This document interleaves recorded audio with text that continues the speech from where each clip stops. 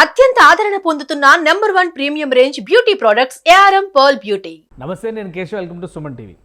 ఆంధ్రప్రదేశ్లో రాజకీయం ఏ దిశగా మరలుతోంది? విపక్షం మాత్రం రాష్ట్రంలో ప్రశాంత పరిస్థితి లేనే లేదని ముక్త కంఠంతో చెబుతున్నటువంటి పరిస్థితి. మరోవైపు రాష్ట్ర ప్రభుత్వం మాత్రం తనదైన శైలిలో కేంద్రం సహకారంతో ముందుకు దూసుకుపోతాం అనేటువంటి మాట చెప్తుంది. ఇలాంటి పరిస్థితిలోనే విశాఖ స్థానిక సంస్థల ఎమ్మెల్సీ పోరు రసవత్తరంగా మారుతుంది. ఏపీ రాజకీయాల్లో బీజేపీ పోషించబోయేటువంటి పాత్ర పైన కూడా విస్తృత చర్చ జరుగుతుంది. నిజానికి గతంతో పోల్చి చూసినప్పుడు కూటమి రాజకీయాల్లో మార్పులు ఏమైనా వస్తున్నాయా? ఈ అంశం పైన విశ్లేషణ చూద్దాం. మనతో పాటు బీజేపీ అధికార ప్రతినిధి పూడి తిరుపతిరావు గారు ఉన్నారు. తిరుపతిరావు గారు, నమస్కారం. అందరికీ నమస్కారం కేశవ్ గారు. రాష్ట్రంలో కూటమి ప్రభుత్వం ఏర్పడిన తర్వాత శాంతి భద్రతలు అసలు అదుపులో లేవు అనేది ప్రధానమైనటువంటి అభియోగం. జగన్మోహన్ రెడ్డి గారు బయటకు వస్తే అదే మాట మాట్లాడుతున్నారు. ఢిల్లీ నుంచి గల్లీ వరకు అదే మాట చెప్పారు. ఏంటి, నిజంగా అలాంటి పరిస్థితులు ఉన్నాయా? కూటమి ప్రభుత్వం ఈ 2 నెలల్లో వైఫల్యం చెందిందా? అంటే గతంలో ఒక సినిమాలో ఒక డైలాగ్ ఉండేదండి. వరదలు వస్తే ముఖ్యమంత్రి గారేమో హెలికాప్టర్లో వస్తే ఒక స్టేట్మెంట్ ఇస్తాడు ప్రతిపక్ష నాయకుడు. కింద మునిగిపోతుంటే మీరేమో ఆకాశంలో ప్రయాణం చేస్తే మీకేం తెలుస్తుంది మా కష్టాలు అని చెప్పి రాసుకోండి అంటాడు. ఒకవేళ రోడ్డు మార్గంలో వచ్చినట్లయితే ఇక్కడ మునిగి చచ్చిపోతుంటే మీరేమో రోడ్డు మార్గంలో వస్తే మీకు ఎప్పుడు మేము మా తాలూకా కష్టాలు తెలుస్తాయి అని చెప్పేసి రాసుకోమని చెప్తాడు విలేకరులకి. ఆయన ఇంతకీ ముఖ్యమంత్రి ఏ మార్గాన్ని వస్తాడనేది క్లారిటీ ఉండదు, కానీ ముందుగానే 2 స్టేట్మెంట్ ఇచ్చేసి వదిలేస్తారు. ఆ పరిస్థితుల్లో ఏదైతే ఇవాళ అంటే నేను చెప్పేది ఆంధ్రప్రదేశ్ రాజకీయం గురించి చెప్పట్లా, దేశంలో ఉన్న అన్ని రాష్ట్రాల్లో రాజకీయాలు కూడా ఎలా ఉన్నాయని అంటే, ప్రతిపక్షంగా ఉండేటప్పుడు కొన్ని స్టాక్ డైలాగ్స్ వాడుకోవాల్సినటువంటి పరిస్థితి ఉన్నది. అలాగని చెప్పి అధిక రాష్ట్రాల్లో మేమే పాలనలో ఉన్నాం కాబట్టి మేము చెప్పట్లా. మేము ప్రతిపక్షంలో ఉండే కూడా బహుశా అలాంటి డైలాగ్స్ వాడాల్సిన పరిస్థితి ఉంటుంది. ప్రతిపక్షంకి వస్తే ఏంటంటే అధికార పక్షం ఫెయిల్ అయిపోయిందని చెప్పేది. ఇంకా నేను ఒకవైపే చెప్పను. అంటే దీనికి మీరు అన్నటువంటి శాంతి భద్రతలు అవ్వచ్చు, లేదా పరిపాలనలు అవ్వచ్చు, లేదా ఆర్థిక అంశాలు అవ్వచ్చు, ఏదైనా సరే సహజంగా ప్రతిపక్షం ఏం మాట్లాడుద్దంటే అధికార పక్షం ఫెయిల్ అయిపోయింది. అధికార పక్షాన్ని కూడా కొన్ని స్టాక్ డైలాగ్స్ పెట్టుకోవాల్సిన పరిస్థితి వచ్చింది అన్నమాట. ఏంటి, నిజంగా అక్కడ పరిస్థితి అనేది ఆక్వర్డ్ గా ఉన్నా సరే, అబ్బాబ్బే మేము పక్కాలు ఇప్పుడు చేపట్టాం, మొత్తం అంతా సరిచేస్తున్నాం, సరిచేస్తాం అని చెప్పేసి ఒక స్టాక్ డైలాగ్ వాడుకోవాలి. అంటే ఈ 2 కామన్ డైలాగ్స్ అయిపోయే తప్పిస్తే వాస్తవానికి వాస్తవం ఏంటి చెప్పండి, వాస్తవం ఏంటి? ఎందుకంటే కేంద్రంలో కూడా బీజేపీకి వైసీపీ మద్దతు ఇవ్వడం లేదని చాలా ఇబ్బంది పడుతుంది. అందుకనే జగన్మోహన్ రెడ్డి గారికి అనుకూలంగా కొన్ని నిర్ణయాలు తీసుకుంటున్నారు. ఆయనకి కేంద్ర పర్యవేక్షణలోనే భద్రత కల్పించాలనేటువంటి డెసిషన్ కూడా తీసుకున్నారని ప్రచారం జరుగుతుంది. ఎంతవరకు నిజం? ఎన్ని ఊహాగానాలు కేశవ్ గారు. అంటే ఇప్పుడు మాజీ ముఖ్యమంత్రిగా వారికి ఏ స్థాయిలో, అంటే గతంలో చంద్రబాబు నాయుడు గారు మాజీ ముఖ్యమంత్రిగా ఏ స్థాయిలో భద్రతా అంశాలు ఉండేవో ఆ స్థాయిలో కల్పించాల్సినటువంటి ఆవశ్యకత ఉంటుంది. డెఫినెట్ గా అది జరుగుతుంది.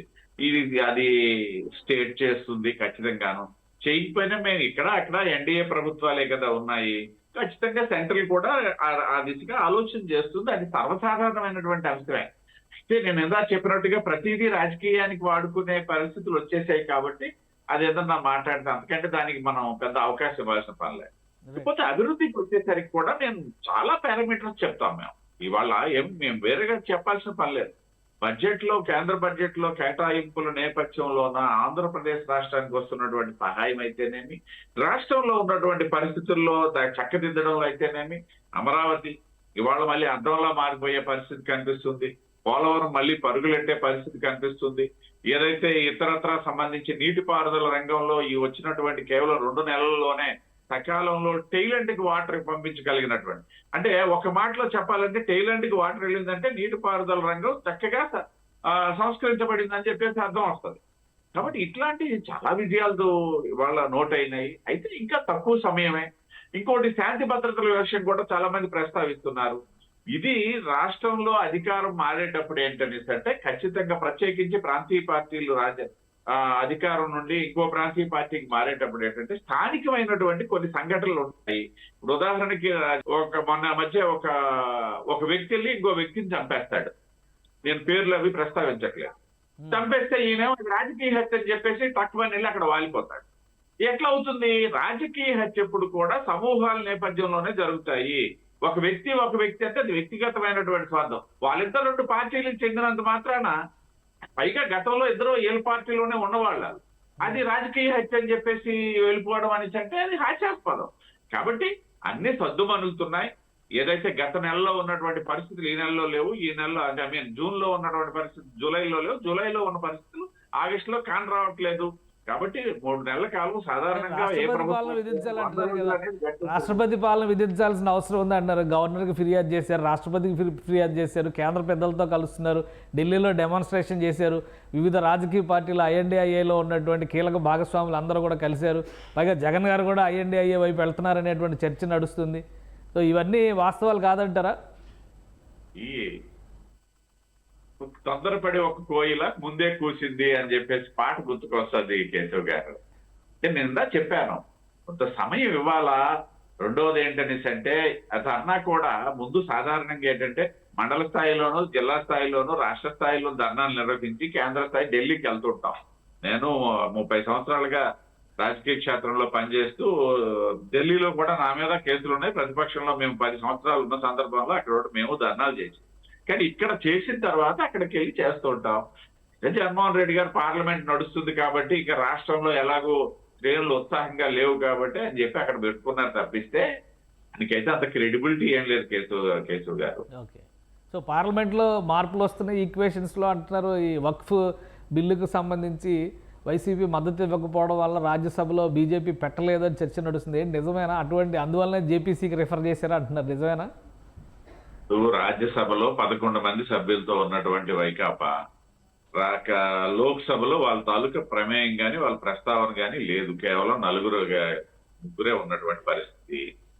కాబట్టి రాజ్యసభలో 11 మంది ఉన్నారంటే కొంత క్రెడిబిలిటీ ఉంది కాబట్టి ఇటువంటి ఊహాగానాలు వస్తున్నాయి తప్పిస్తే, మేము ఏదైతే వక్ఫ్ బోర్డు సంబంధించినటువంటి బిల్లు అసలు అది పార్లమెంటరీ స్థాయి సంఘానికి అప్పచెప్పినటువంటి ఒక సంఘటన ఉంది.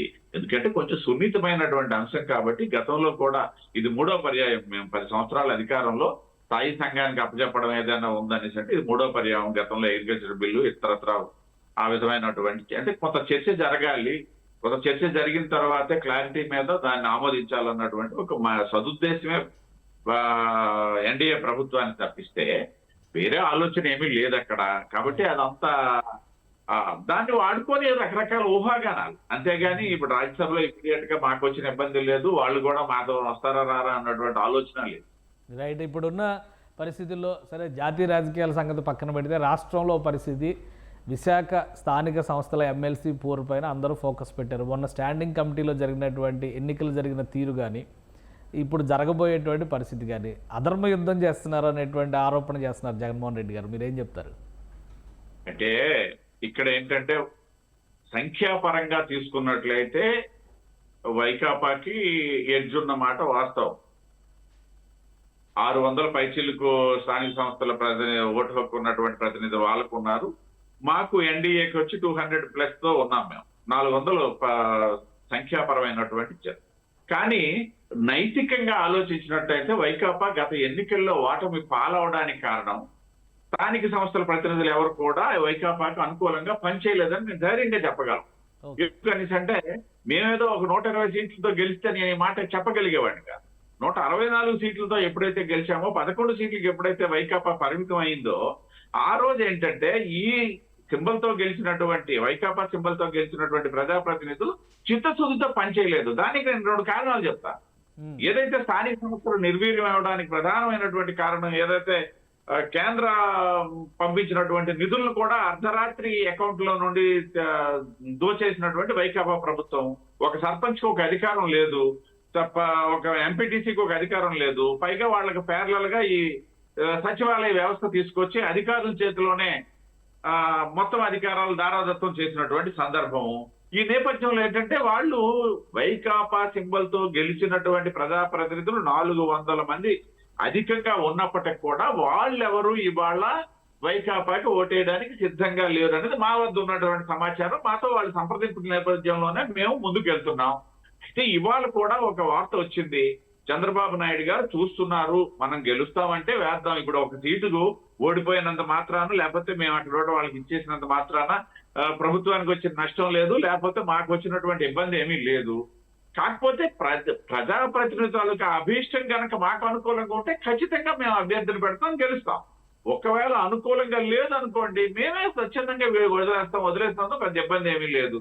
ఎందుకంటే గత మొన్న ఎన్నికలకు సూచికగా ఎమ్మెల్సీ స్థానాల్లో కూడా 120 అసెంబ్లీ స్థానాలకు రిప్రజెంట్ చేసినటువంటి ఏదైతే గ్రాడ్యుయేట్స్ ఉన్నారో ఆ రోజు 3 స్థానాల్లో తెలుగుదేశం గెలిచింది కదా. కాబట్టి కానీ అప్పుడు పరిస్థితి వేరు కదా. అప్పుడు ఓటర్లు అందరూ సాధారణమైనటువంటి గ్రాడ్యుయేట్లు. సో ఇప్పుడు ప్రజాప్రతినిధులే ఓటర్లుగా ఉండాల్సినటువంటి పరిస్థితి. డెఫినెట్ గా ఆ ఓటర్లలో మీరు వ్యత్యాసాన్ని ఏదైతే ప్రస్తావించారో అది డెఫినెట్ గా అంగీకరిస్తాం. కానీ ఇవాళ ఉన్నటువంటి ఓటర్స్ ఎవరు కూడా గత ఎన్నికల్లోనే చిత్తశుద్ధిగా ఆ పార్టీకి పనిచేయలేదు. వాళ్ళు చెప్తున్నది, నేను చెప్పేది కాదు ఇది. వాళ్ళు పనిచేసినట్లయితే ఇవాళ ఈ స్థాయిలో ఉండదు కదా వైకాపా పార్టీ. పార్టీ మారే వాళ్ళకి ఆహ్వానం పలుకుతున్నారా కూటమి నేతలు? పార్టీ మారే వాళ్ళకి ఆహ్వానం పలుకుతున్నారా? అంటే ఇక్కడ ఒక విషయం అండి, ఇప్పుడు ప్రస్తుతానికి వాళ్ళు ఎవరు వచ్చేసి మాకు మా పార్టీలో చేరిపోమని చెప్పేసి కూడా మేము ఎవరిని ఆహ్వానించట్లేదు. ఈవెన్ బీజేపీ కానీ, జనసేన కానీ, తెలుగుదేశం కానీ వాళ్ళు ఇప్పుడు ఇస్తే మద్దతు ఇస్తే ఓటు హక్కు వినియోగించుకునే దాంట్లో మా కూటమి అభ్యర్థికి మద్దతు ఇస్తారు, అంతవరకే. తర్వాత ఏం చేయాలా ఏంటనేది అప్పుడు ఉన్నటువంటి పరిస్థితుల్లో సాధారణంగా మీకు తెలియదేం కాదు. ఎలక్షన్లు జరిగినప్పుడైనా ఎలక్షన్లు జరగనప్పుడైనా సరే స్థానిక సంస్థల తాలూకా రిప్రజెంటేటివ్స్, ఎలక్టెడ్ రిప్రజెంటేటివ్స్ ఎప్పుడు అధికార పార్టీకి అనుకూలంగా ఉండాలని కోరుకుంటారు. ఎందుకు అనేసి అంటే వాళ్ళకి రాష్ట్ర రాజకీయాలు, దేశ రాజకీయాలతో సంబంధం ఉండదు.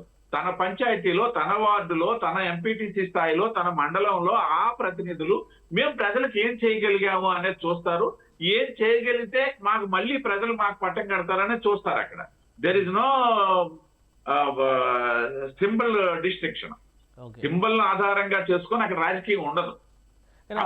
అభ్యర్థిని ఆల్రెడీ వైసీపీ అభ్యర్థిని అనౌన్స్ చేసింది. బొత్స సత్యనారాయణ గారు అక్కడ క్యాంపెయిన్ కూడా మొదలు పెట్టేశారని చెప్పి అంటున్నారు. స్థానిక ప్రజాప్రతినిధులు అందరినీ కలుస్తున్నారని చెప్పని. కూటమిలో ఒక కన్ఫ్యూజన్ ఉంది అని అనుకోవాలా? ఏ పార్టీ పోటీ చేస్తుందో ఇంతవరకు స్పష్టత లేదు.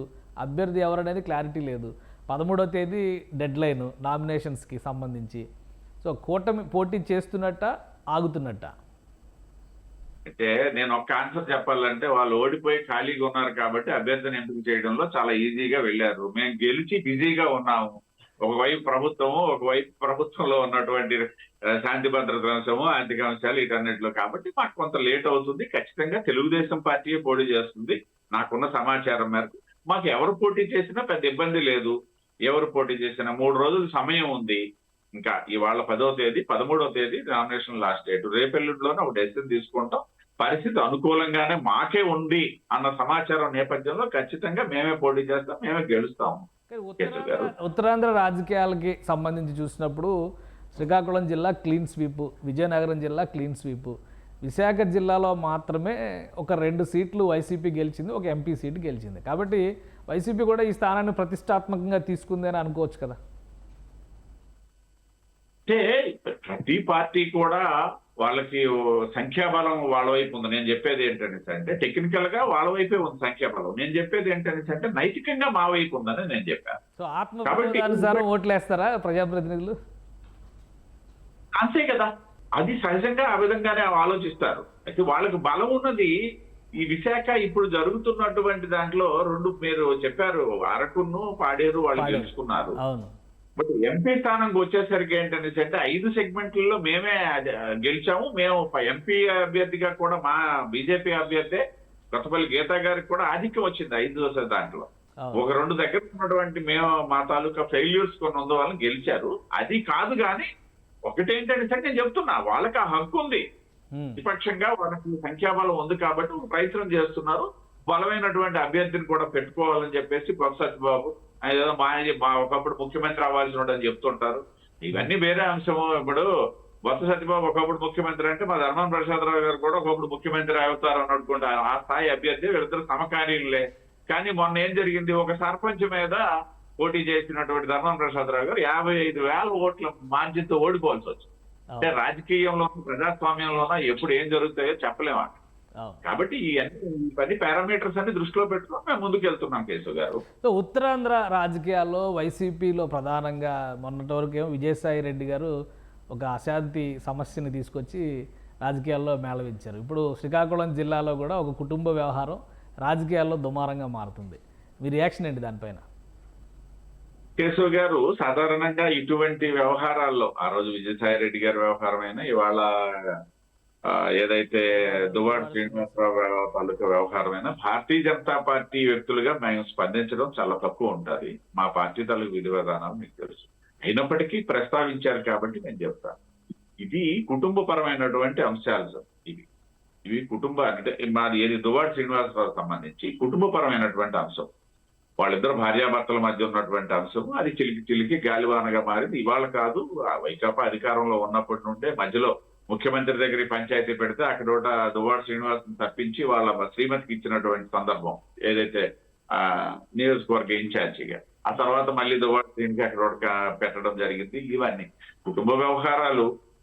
ఇవి కొన్ని నైతికంగా చూసుకుంటే ఒకలాగా ఉంటాయి. ఇవి ఇక్కడ బొత్స సత్యబాబు గారు క్షమించాలి, విజయసాయి రెడ్డి గారి తాలూకు అంశం వేరు. మళ్ళీ అక్కడేమి విజయసాయి రెడ్డి కుటుంబానికి సంబంధించినటువంటి డిస్టర్బెన్స్ లేదు. అక్కడ అవతల వైపు ఉన్నటువంటి వ్యక్తుల కుటుంబాల్లో ఉన్నటువంటి అంశం. ఇక్కడ ఏంటంటే యువతల వైపే ఉంది ఇది.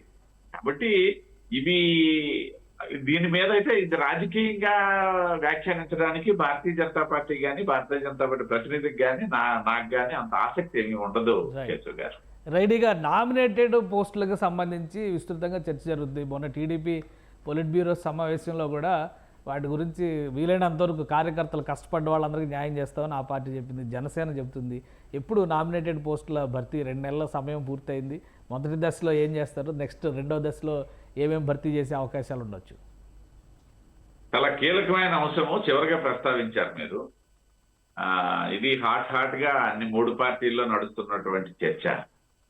ఇంకోటి ఏంటంటే ఒక 27 సంవత్సరాలుగా పార్టీలోకి వచ్చి నేను ఏబీవీపీ నుండి 27 సంవత్సరాల్లో 2 పర్యాయాలు మేము తెలుగుదేశంతో కలిసి ఉన్నటువంటి సందర్భం 99, 2014. అప్పుడెప్పుడు మాకు ఈ నామినేటెడ్ పోస్టుల మీద పెద్ద చర్చ జరగల. ఎందుకంటే మాకు వచ్చినవి తక్కువే ఆ సందర్భంలోనే 1.60 వచ్చాయి. ఇప్పుడులాగా 10%, 20% డిస్కషన్స్ కూడా ఏమీ జరగలేదు. కాకపోతే ఇప్పుడు ఆ చర్చ జరుగుతుంది. బట్ ఇది ఏంటంటే బయట జరుగుతున్నటువంటి సోషల్ మీడియా చర్చే. ఇటు మా పార్టీలో కానీ మా 3 పార్టీల్లో కానీ జరగట్లేదు. నిన్న నేను ఒక ఆశావకమైనటువంటి ఒక ప్రకటన ముఖ్యమంత్రి గారే చేసినట్టుగా నేను ప్రింట్ మీడియాలో చూశాను. కాబట్టి నేను సోషల్ మీడియాలో చూస్తే మళ్ళీ మీతో షేర్ చేసుకోను. ప్రింట్ మీడియాలో చూశాను, ప్రధానమైనటువంటి దినపత్రికలో వచ్చింది. 30%, 10% కాదు కానీ కొంత మధ్యలో మళ్ళీ వచ్చింది 18 నుండి 20% 2 పార్టీలకు ఇస్తారన్నటువంటిది కూడా వచ్చింది. అది కూడా నేను కోట్ చేస్తున్నాను. ఒకటైతే ఆయన ప్రస్తావించినట్టుగా ఏదైతే జనసేన బీజేపీలో పోటీ చేసే స్థానాలు తక్కువ కాబట్టి చాలా మంది నిరాశకు గురయ్యారు. అందులో నేను కూడా ఉన్నాను. నేను కూడా పోటీ చేయాలనుకున్నటువంటి వాడిని. 14లో నాకు అలయన్స్ లో టికెట్ వచ్చి మళ్ళీ ఎమ్మెల్సీ స్థానం ఇస్తామని చెప్పేసి వదిలిస్తున్నటువంటి వాడిని నేను కూడా. సో అటువంటి ఆశావాసులు, నాలాంటి ఆశావాసులు చాలా మంది ఉన్నారు. ఈ నేపథ్యంలో ఏంటంటే బీజేపీకి జనసేనకి మనం మొదటి విడత నామినేటెడ్ పోస్టుల్లో ప్రాధాన్యత ఇద్దాము అన్నటువంటి మాట గౌరవ ముఖ్యమంత్రి గారు అన్నట్టుగా ప్రింట్ మీడియాలో వచ్చింది. కాబట్టి నేను విశ్వసిస్తున్నా, సంతోషిస్తున్నా. అదే కానీ జరిగినట్టయితే మేము చంద్రబాబు నాయుడు గారికి మనస్ఫూర్తిగా అభినందిస్తాం, ధన్యవాదాలు కూడా తెలియజేస్తాం. కేశవ్ గారు పర్సంటేజ్ గురించి చెప్తున్నారు కదా, గెలిచినటువంటి పర్సంటేజ్ దృష్టిలో పెట్టుకొని పార్టీలకి ఎలకేషన్ చేయాలి ఉన్నటువంటి పదవుల్ని అని అంటున్నారు. నిజమేనా? అది ఓన్లీ మీడియా కవరేజ్లో వచ్చిన అంశాలే అనుకోవాలా? ఒక విషయం ఖచ్చితంగా అది నేను మీడియా కూడా అనట్లేదు, సోషల్ మీడియాలోనే వస్తుంది. ఇవాళ ఏంటంటే సోషల్ మీడియాని ఆక్యుపై చేసేస్తుంది. అంతేగాని సోషల్ మీడియాలో ఏముంది? ఇప్పుడు మీడియాలో అంటే మీలాంటి విజ్ఞులైనటువంటి వాళ్ళు, అనుభవజ్ఞులైనటువంటి వాళ్ళు, లేదా సమాచారం సేకరించినటువంటి వారు ఒక మాట చెప్పగలరు. సోషల్ మీడియాలో పరిస్థితి లేదు. నాలాంటి సామాన్యుడు కూడా ఏదో ఒకటి చెప్పేస్తాడు, నా మీడియా నా ఇష్టం అన్నట్టు. కాబట్టి ఇది క్రెడిబిలిటీ లేదు.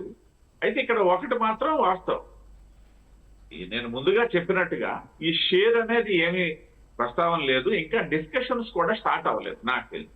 మా పార్టీలో ఎవరు ఇస్తే బాగుంటుంది అన్నటువంటి లిస్టులు తయారు చేసి ఉండొచ్చు.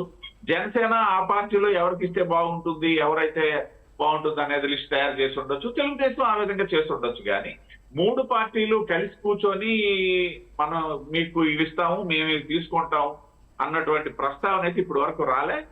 ఇంకా అట్లీస్ట్ ఒక వారం 10 రోజుల్లోనే అటువంటి సమావేశం కూడా జరుగుతుంది అన్నటువంటి ఆశా దృక్పథంతో ఉన్నాం అందరం. తప్పిస్తే అవకాశం కూడా ఉంది ఈ కేసుగా. రైట్. అంటే కొంతమందికి పదవులు ఆల్రెడీ కన్ఫర్మ్ అయిపోయినాయి అని సోషల్ మీడియాలో వైరల్ అవుతున్నాయి. ఇవన్నీ గాలి మాటలే అనుకోవాలా? టీటీడీ లాంటి దానికి చైర్మన్ పోస్ట్ కానీ అలానే మరికొన్ని ముఖ్యమైనటువంటి విభాగాల విషయంలో కూడా ఒక డెసిషన్ తీసేసుకున్నారు ముఖ్యమంత్రి అనే ప్రచారంలో ఏది వాస్తవం లేదంటారా? నేను అదే చెప్పాను, సోషల్ మీడియా ఆధారంగా వెళ్ళిపోతున్నాం, తప్పదు. ఇప్పుడు మొదట ఏమొచ్చింది, నాగబాబు గారి పేరును ఇక్కడ మా ఉత్తరాంధ్రకి చెందినటువంటి అశోక్ గజపతిరాజు గారి పేరు వచ్చాయి. ఆ తర్వాత ఏ పేర్లో వస్తున్నాయి. మధ్యలో నా పేరు వచ్చిందో మీ పేరు వచ్చిందో మీకు నాకు తెలీదు. అది జరిగిపోతుంటది అలాగనమాట. కాబట్టి అన్ని ఊహాగానాలే. కాంక్రీట్ గా అయితే మాత్రం 3 పార్టీల మధ్య ఎక్కడ చర్చ జరగలేదు. చంద్రబాబు నాయుడు గారు, నాకున్న సమాచారం మేరకు చంద్రబాబు నాయుడు గారు అయితే రాబోయే రోజుల్లో ఎవరికి ఏది ఇస్తే బాగుంటుంది అనేది కొంత ఆయన దృష్టి పెట్టి ఆయన ఏదైనా ఆయన శ్రేణుల ద్వారా వివరాలు సేకరిస్తున్నట్టుగా మా వద్ద ఉన్నటువంటి సమాచారం. అది న్యాచురల్ గా జరిగేది. అధినేతగా ఎవరికి ఇవ్వాలా, ఎవరు కష్టపడ్డారు, ఇవన్నీ సహజంగా ఉంటాయి. కాబట్టి ఆ స్థాయిలో తప్పిస్తే ఇవన్నీ ఇప్పుడు ఉదాహరణకి నాకు కూడా మొన్న ఒక ఆయన ఫోన్ చేసి మీకు కార్పొరేషన్ చైర్మన్ కన్ఫర్మ్ అయిపోయిందని చెప్పాడు నాకు. ఓకే. నా కార్పొరేషన్ చైర్మన్ కన్ఫర్మ్ అయిపోయిందని నా పార్టీ చెప్పలేదు, మీరు ఎట్లా చెప్తారు చెప్పండి అని అడిగాను నేను. ఆయన ఒక మీరుగా న్యూట్రల్ పర్సన్. అంటే నేనేం చెప్తున్నానంటే ఇవన్నీ సోషల్ మీడియా ఆధారంగా మీడియాలో ఎక్కువ కనబడతాను కదా, నాకేమన్నా వచ్చేస్తారేమో అని చెప్పేసి ఎవరైనా పెట్టి ఉండొచ్చు.